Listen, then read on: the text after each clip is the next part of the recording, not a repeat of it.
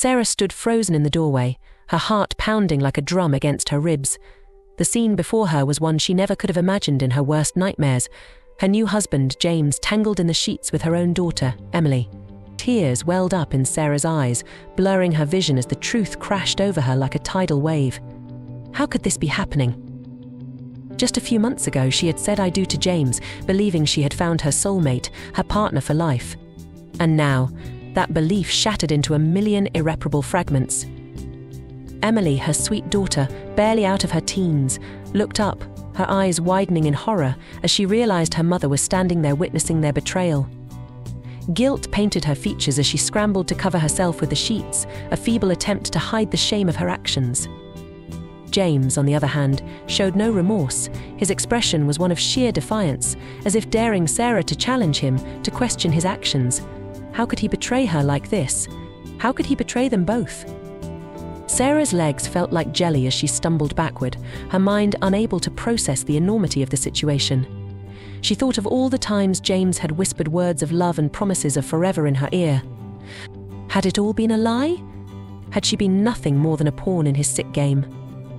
The sound of Emily's voice broke through Sarah's thoughts, a tremor of fear lacing her words as she pleaded with her mother to listen, to understand. But Sarah couldn't bear to hear her daughter's excuses, not now, not when her entire world was crumbling around her. Outside, the world continued on, oblivious to the tragedy unfolding behind closed doors. Birds chirped merrily in the trees, and the sun shone brightly overhead, casting its warm rays over the landscape. But to Sarah, the world had turned cold and dark, a shadow of the life she had once known. Hours passed in a blur as Sarah wandered aimlessly, her mind numb with shock and grief. How could she face the world knowing what had happened?